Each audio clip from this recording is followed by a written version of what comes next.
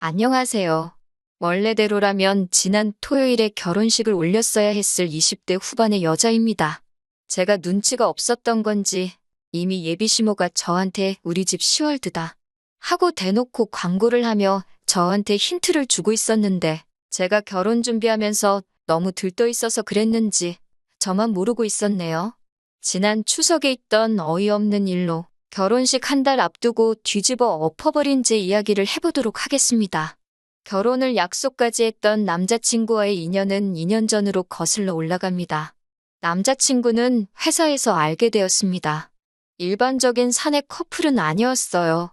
남자친구는 제가 다니던 회사와 협력사 관계에 있는 회사를 다니는 사람이었고 그 회사에서 프로젝트를 위해 파견 나온 직원이었거든요. 회사 다닐 때는 일 때문에 의견이 도무지 좁혀지지가 않아서 투닥거리기도 많이 했어요. 회사에서는 저희를 앙숙지간이라고 할 정도로 안 좋았는데 파견이 끝나고 남자친구가 자기 회사로 돌아간 뒤부터 아직도 출근하면 사무실에 제가 있을 것 같다며 그때가 그립다는 듯이 연락이 오기 시작했고 그때부터 서로 인연을 키워나가게 되어 연인이 되었습니다.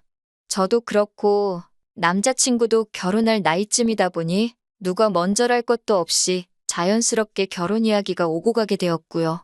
남자친구는 연애를 시작한 이후로 데이트 후에는 저를 항상 집까지 바래다 줬어요.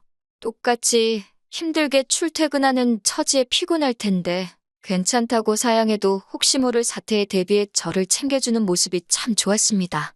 저를 집까지 바래다 주면서 자연스럽게 저희 부모님도 제 남자친구의 존재를 알게 되었고 덕분에 연애 시작한 지 얼마 되지 않아서부터 본인이 원했든 안 했든 저희 부모님께 인사도 드리게 되었고 그 후로도 종종 교류가 있었어요.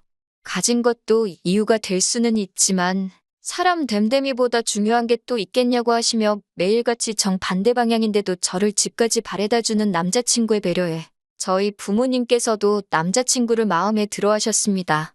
연애 기간 1년하고도 몇 개월밖에 되지 않지만 저희 부모님께서 남자친구를 마음에 들어 하셨다는 게 그 무엇보다 결혼을 결심하게 만든 가장 큰 이유 중 하나였어요. 부모님이 반대하는 결혼은 하고 싶지 않았거든요. 남자친구는 지방 출신이고 직장을 서울에 구한 후 혼자 자리 잡아 살고 있기에 제가 남자친구 부모님께 인사드리러 간 적은 따로 없었습니다. 그런데 본격적으로 결혼 이야기 나오기 시작하고 나서야 시간을 내서 처음 인사를 드리러 갔어요.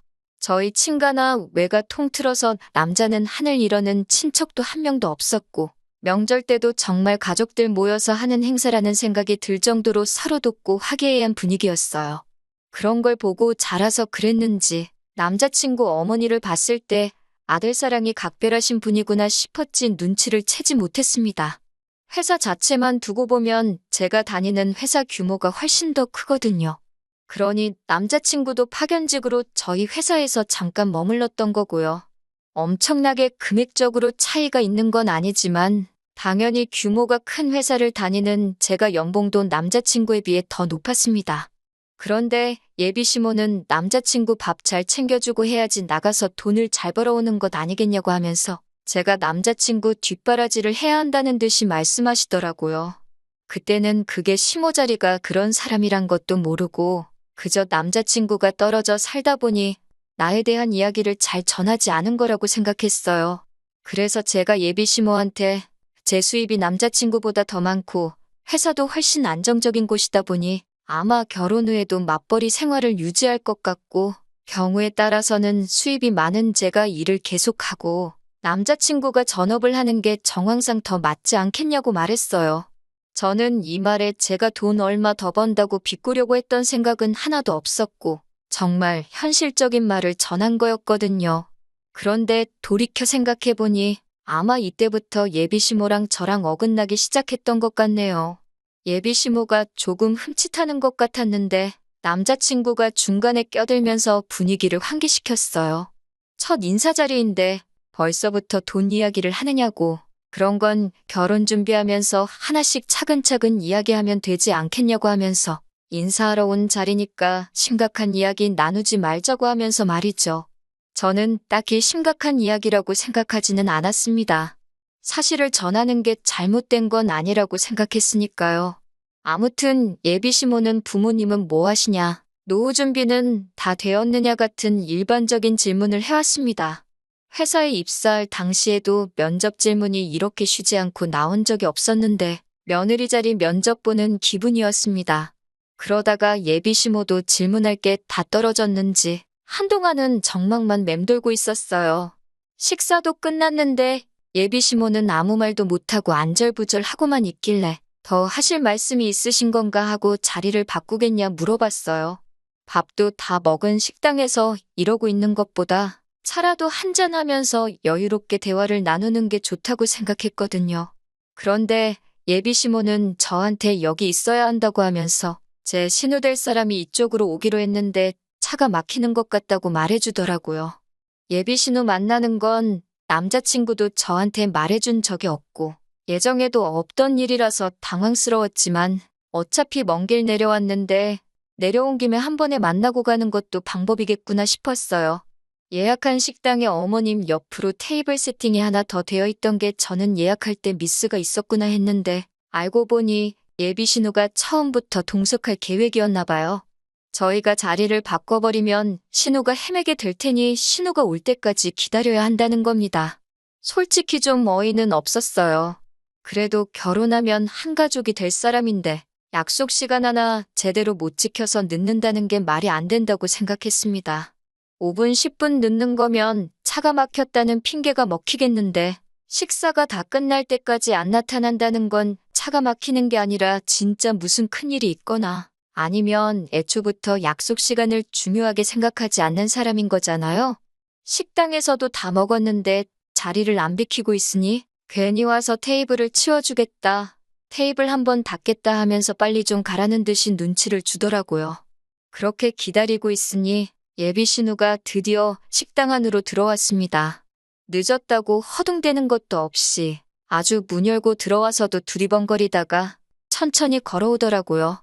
공들여한 것 같은 화장만큼 머리도 한껏 손질되어 있었고 선글라스 쓰고 옷도 쫙 빼입은 게 저를 처음 본다고 멋을 부리고 온 건지 아니면 평소에도 저렇게 멋을 부리고 다니는 사람인지는 모르겠지만 저렇게 쫙 빼입고 준비할 시간에 그냥 출발했으면 밥도 같이 먹고 식당에서 우리가 눈칫밥 먹을 일도 없겠다 싶었습니다.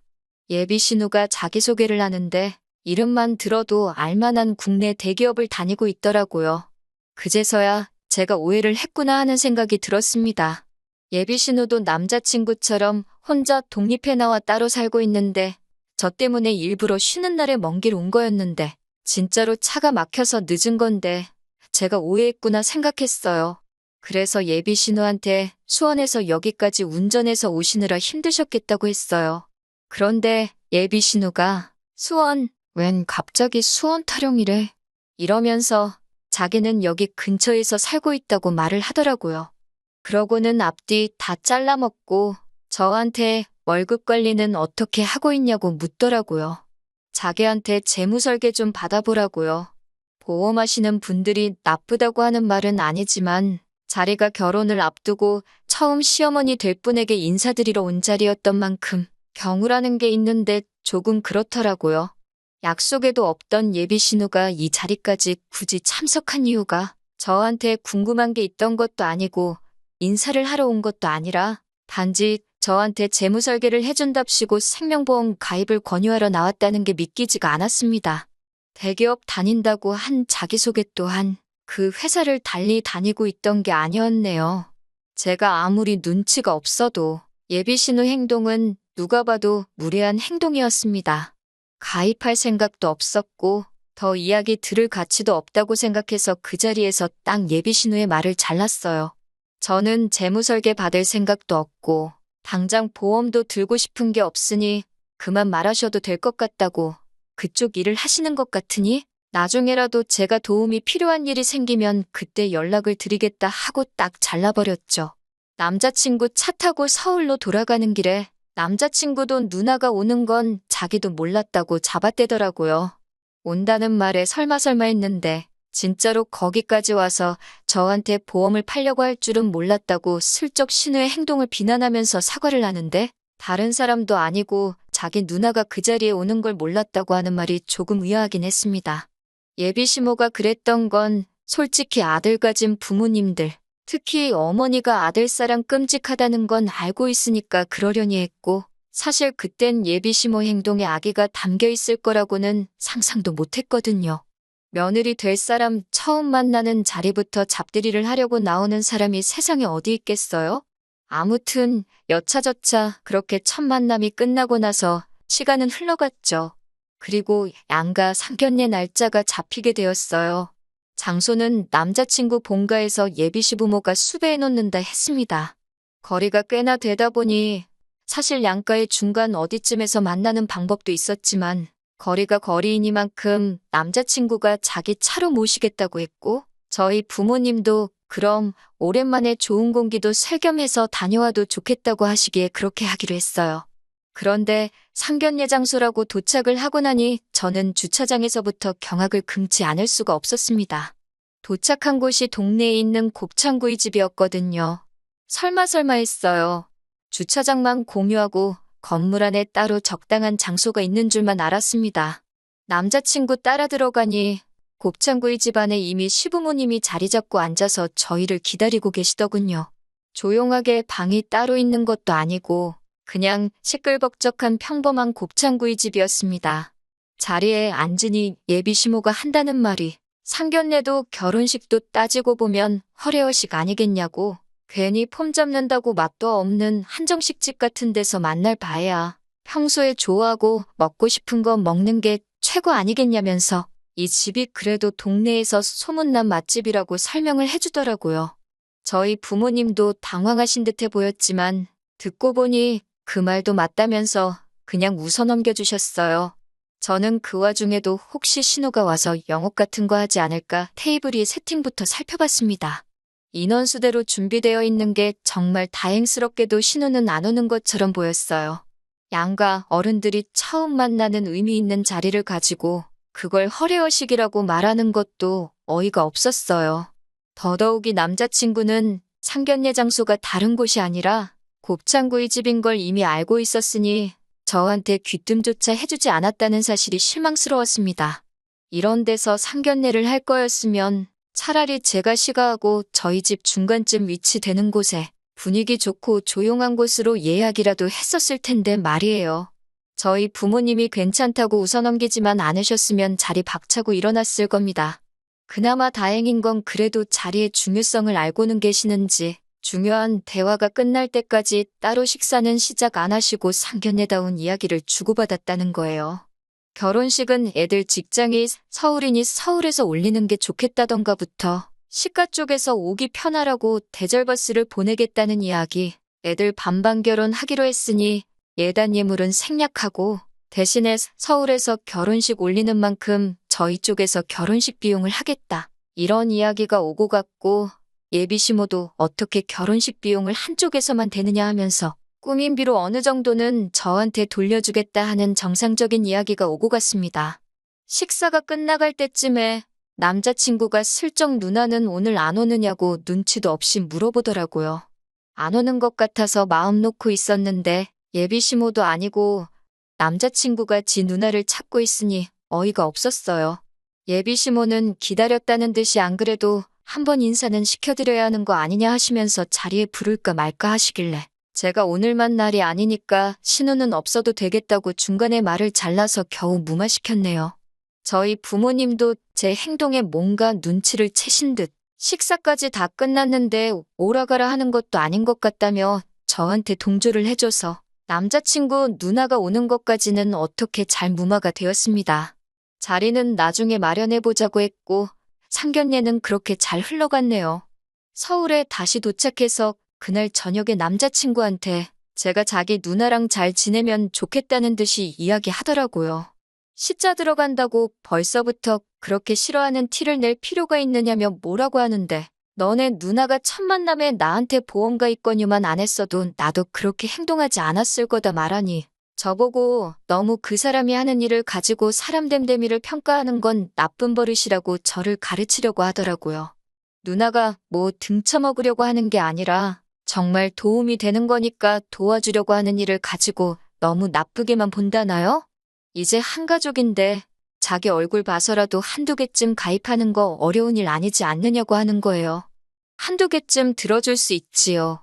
그런데 제가 어머님 처음 만나는 자리라든지 양가 어른들 처음 만나는 자리에서 영업하게 두는 게 맞는 행동이냐고 따지니 더 말은 못하더라고요. 나중에 따로 자리를 만들자고 했으니 그때 이야기하는 게 좋겠고, 솔직히 가족이 된다는 이유로 필요도 없는 거 가입하라고 강요하는 거 저는 원치 않는다고 다시 강조를 했더니 기분이 나쁘다는 듯이 툴툴대면서 누나 이야기는 이제 그만하자고 알아서 대화를 잘라주더라고요. 상견례 이후로 별다른 일도 없었고 결혼 준비도 다 마무리가 되었습니다. 그리고 정말 결혼식만 앞두고 있었어요. 그런데 얼마 전 추석에 기어이 일이 벌어지고 말았습니다. 예비시댁의 연휴 중에 한 번은 찾아가야 되나 말아야 되나 고민이 되었습니다. 마음 한편에서는 왠지 과일 바구니라도 하나 들고 시댁을 찾아뵈야 하는가 하는 의무감이 들기는 했는데, 솔직히 같은 서울에라도 있다면 생각이라도 해봤겠지만 차로 몇 시간을 가야 하는데 엄두도 나질 않았어요. 게다가 어떻게 보면 결혼하기 전 맞게 된 마지막 명절인데 막내딸로 부모님 앞에 어리광 부릴 수 있는 마지막 기회인 것 같아 그냥 이번 추석에는 집에서 가족들과 함께 보내며 쉬어야겠다는 생각을 하고 있었습니다. 그런데 명절 연휴 시작하자마자 남자친구가 저희 집 앞이라고 연락이 왔습니다. 속으로 엄청 뜨끔했죠. 이미 연휴 시작 전부터 어떻게든 안 갈 궁리를 하고 있었는데 생각도 못한 남자친구가 이렇게 찾아왔으니까요. 그래서 집에서 편하게 있고 있던 상태로 나가서 남자친구를 마중 나갔는데 남자친구가 놀라면서 저한테 복장이 그게 뭐냐고 뭐라고 하더라고요. 집에서 있는데 뭐 차려입고 있어야 되냐고 했더니 그 옷 입고 지금 자기 부모님한테 갈 거냐고 물어보는 겁니다. 남자친구는 명절이라고 우리 집에 인사드리러 온 게 아니었던 거예요. 저를 예비시가에 데려가려고 찾아온 거였던 거죠. 사전에 저한테 미리 물어보지도 않고 지 멋대로 지금 뭐 하는 거냐고 한마디 했더니 명절인데 며느리가 당연히 가야 되는 거 아니냐고 하더군요. 아직 결혼식에 한 달이나 남았는데 왜 내가 벌써부터 며느리냐고 한마디 했습니다. 솔직히 찾아뵙는 거 어려운 일도 아니고 제 스스로 찾아뵐 생각도 갖고 있었는데 저렇게 나오니까 정말 더더욱 가야 할 이유를 못 느끼겠더라고요.